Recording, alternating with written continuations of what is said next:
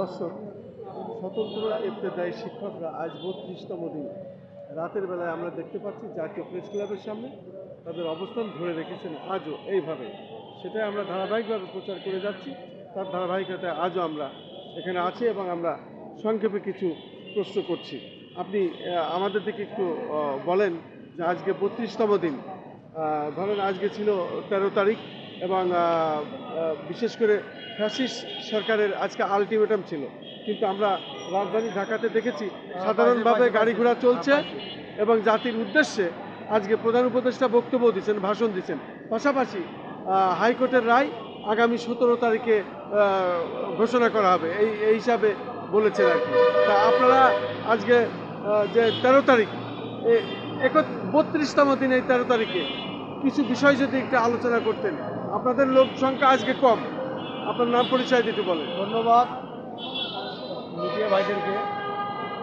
মূলত আমরা 13 অক্টোবর থেকে অদ্যবধি পর্যন্ত আজকে 32তম আমাদের অবস্থান ধর্মঘটের আজকে আমাদের কর্মসূচি। আমরা বিগত কয়েকদিন থেকে শুনতেছি যে দেশের প্রেক্ষাপটে বা রাজনৈতিক মোকাবিলায় আজকে 13 তারিখ বিগত ফ্যাসিস্ট সরকার আলটিমেটাম দিয়েছিল। তার একটা মামলার চলমান মামলার প্রক্রিয়া একটা আজকে 13 তারিখ ছিল। সেই 13 তারিখ উপলক্ষে সারা দেশে যেমন জনগণের মাঝে যেমন একটা আতঙ্ক ছিল যে আওয়ামী লীগের লকডাউনে দেশের যানবাহনের নিরাপত্তা, পরিবারের নিরাপত্তা, কিন্তু সব কিছু মিলিয়ে মানুষের একটা আতঙ্ক ছিল। তো আমরাও আতঙ্কে ছিলাম। তো আমরা অবস্থান ধর্মঘটে আছি। আতঙ্কের চেয়েও আমাদের বড় আতঙ্ক হলো আমার দাবি আদায় না হওয়া। এই জিনিসটা মাথায় রেখে আমরা আজকে আওয়ামী লীগের ঘোষিত লকডাউনের কর্মসূচির মধ্যেও জীবনের ঝুঁকি নিয়ে আমাদের এই ইবতেদায়ী মাদ্রাসা শিক্ষকরা তাদের অধিকার আদায়ের জন্য তারা আজকে অবস্থান ধর্মঘট পালন করছে।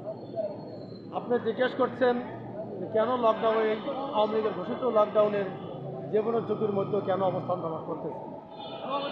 আমরা লকডাউন, প্রাকৃতিক দুর্যোগ বা এর চেয়েও আরও কিছু মানুষের দৈনন্দিন সামনে কিছু আতঙ্কিত আসে। সেটা যারা স্বাভাবিক জীবনযাপন করতেছে, যারা জীবনযাপন করার জন্য খুব রাষ্ট্রীয় বিধি নিয়ে অন্যান্য সুযোগ সুবিধা নিয়ে যারা খুব ভালো জীবনযাপন করতেছে, তাদের জন্য লকডাউন, প্রাকৃতিক দুর্যোগ আতঙ্ক। কিন্তু আমাদের যেটা বিশেষ করে ইবতেদায়ী মাদ্রাসা শিক্ষকরা আমাদের যেহেতু 41 বছর বিনা বেতনের শিক্ষকতা পেশায় তারা মানবতার জীবনযাপন করতেছে। এই মানবতার জীবনযাপন যে যাপন করে যে কত কষ্ট, কত বেদনা, এই কষ্ট বেদনার কাছে এই লকডাউনের আতঙ্কের কর্মসূচি, প্রাকৃতিক দুর্যোগের কর্মসূচি তাদের কাছে এটা অত্যন্ত নগণ্য তাদের মনে হয়। তাদের সারা জিন্দগি, সারা জীবন পরিবার পরিজন নিয়ে মানবতার জীবনযাপন করার যে কষ্ট, তার চেয়ে এটা বেশি কিছু নয়। এই লকডাউন আর প্রাকৃতিক দুর্যোগের যে আতঙ্ক, তার চেয়ে বড় আতঙ্ক, কষ্ট মানবতার জীবনযাপন করা। সেই মানবতার জীবনযাপনের হাত থেকেই ত্রাণ পাওয়ার জন্য, পরিত্রাণ পাওয়ার জন্য এবং নিজের শিক্ষকতা পেশা হিসেবে আত্মস্বীকৃতি নেওয়ার জন্য এবং যৌক্তিক দাবি আদায়ের জন্য এই ধরনের যেটা আজকে ঝুঁকি ছিল, এর চেয়েও যদি বড় সামনে ঝুঁকি আসে, তারপরও আমাদের ইবতেদায়ী শিক্ষকরা তাদের যৌক্তিক দাবি আদায় ছাড়া এই জায়গা থেকে তারা বাড়িতে ফিরবে না। এই জন্য আমি আপনাদের মাধ্যমে সরকার বাহাদুরের কাছে আকুল আবেদন করতেছি, আজকে দেশের প্রেক্ষাপটের যে পরিস্থিতি, এটা দেশের জাতির কল্যাণের, রাষ্ট্র পুনর্গঠনের জন্য যদি এই ক্রাইসিস মোকাবিলা করার জন্য যদি আপনার দায়িত্ব পালন করে থাকেন এবং আপনার রাষ্ট্রের দায়িত্ব থেকে যে ভূমিকা রেখেছেন, এই জন্য একজন এই দেশের নাগরিক হিসেবে আপনাকে ধন্যবাদ দেই।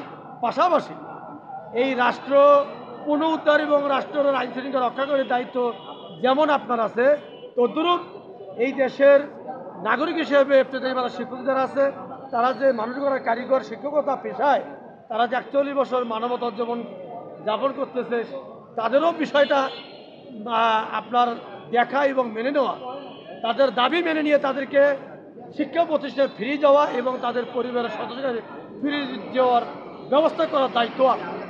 এই দায়িত্বের জায়গা থেকে রাষ্ট্রের একজন নাগরিকের অধিকার আদায়ের বা বাস্তবায়নের দায়িত্বের জায়গা থেকে আমি মনে করব অতি দ্রুত একজন রাষ্ট্রপ্রধান হিসেবে আমাদের স্বতন্ত্র মাদ্রাসার শিক্ষকদের দাবি মেনে নিয়ে তাদেরকে সসম্মানে তারা প্রতিষ্ঠানে ফিরে যাবেন, প্রতিষ্ঠানে গিয়ে শিক্ষাতে পাঠদান করবেন এবং তাদের পরিবারের কাছে হাসিমুখে ফিরে যাবেন। এই ব্যবস্থা করার জন্য প্রয়োজনীয় ব্যবস্থা গ্রহণ করার জন্য রাষ্ট্রপতি আহ্বান জানাচ্ছি। পাশাপাশি আপনাদের সাংবাদিক ভাই থেকে আমাদের এই বর্তমান আজকে 13 তারিখে এই আতঙ্কের মধ্যেও তারা মশা মাছির কামড়, এই ধুলাবালি এবং পরিবহন এর দূষিত এই আবহাওয়ার মধ্যেও এরা জীবনের ঝুঁকি নিয়ে দাবি আদায়ের জন্য যেখানে পড়ে আছে, এই তাদের অবস্থান ধর্মঘটের দাবি দেওয়া, তাদের কষ্ট বেদনা, এটা সরকারের ঊর্ধ্বতন কর্তৃপক্ষের কাছে আপনাদের মাধ্যমে পৌঁছে এবং তাদের কর্ণগ্রহণে পৌঁছিবে। এই দেশের সচেতন নাগরিক, সচেতন জনগণ, আপামর জনতা, সকল রাজনৈতিকবিদ, মানবাধিকার সংস্থা, শিক্ষা মন্ত্রণালয়ের উপদেষ্টা, শিক্ষা সচিব সহ যেন আপনাদের মাধ্যমে আমাদের ইবতেদায়ী শিক্ষকদের দাবি দেওয়ার বিষয়টা পৌঁছে যায়। এই কার্যক্রম আপনারা করতেছেন, আমাদের সহযোগ করতেছেন, এর জন্য আমি আন্দোলন শিক্ষকদের পক্ষ থেকে আপনাদেরকে উদাত্ত আহ্বান জানাচ্ছি। পাশাপাশি দেশের যে সকল অনুদানবিহীন স্বতন্ত্র শিক্ষক শিক্ষিকারা আছেন তাদেরকেও আন্দোলনরত শিক্ষকদের সাথে যোগ দিয়ে আন্দোলনের সফলের মধ্য দিয়ে অনুদানবিহীন সকল স্বীকৃতিপ্রাপ্ত স্বতন্ত্র মাদ্রাসার বেতনের দাবি আদায় করার আহ্বান জানিয়ে আপনাকে ধন্যবাদ জানিয়ে আমি আমার বক্তব্য সবাইকে সালাম। আসসালামু আলাইকুম রহমতুল্লাহ ওয়া বারাকাতুহু। ধন্যবাদ। শুধু দর্শক, স্বতন্ত্র ইবতেদায়ী মাদ্রাসা শিক্ষক ঐক্য জোট আন্দোলন বাস্তবায়ন কমিটির যে প্রধান নেতা কাজী মখলিসুর রহমান সাহেব, তার ধারাবাহিকভাবে আমরা যে সাক্ষাৎ গ্রহণ করি, আজও তার ধারাবাহিকতায় 32তম দিন এই রাতের বেলায় জাতীয় প্রেস ক্লাব সামনে থেকে আমরা গ্রহণ করলাম। আমি খন্দকার মাসুদুজ্জামান, জাতীয় প্রেস ক্লাবের সামনে, রাজধানী ঢাকা।